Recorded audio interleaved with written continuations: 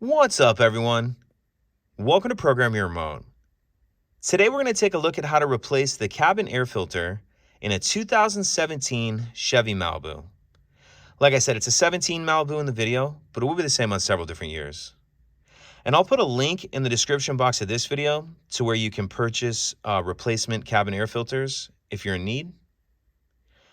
The cabin air filter is going to be located behind the glove box. In order to get to it, we need to open the glove box. Then if we take a look at the right-hand side, we're going to see this dampening latch right here.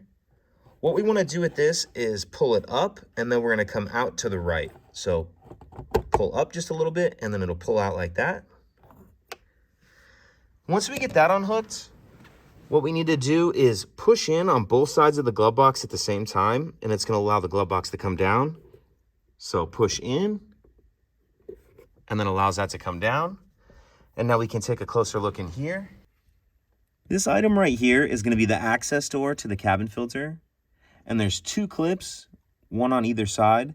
They need to push in like this. So push both those clips in, and it's going to allow that access door to fold down like that. And it does hit a little bit on the left-hand side over here. So you'll need to keep just a little bit of downward pressure on it with one hand. And then we can reach in here and get our air filter out. I actually don't have this replacement air filter yet. I'm going to have to come back to it.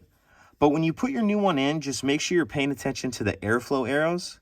You want your airflow going down towards the floor of the vehicle.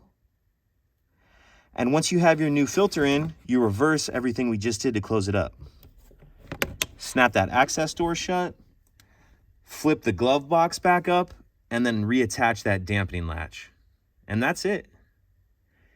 If you have any questions, please let me know. If you could take a second to like and subscribe, it helps us out, and I'd appreciate it. Thank you.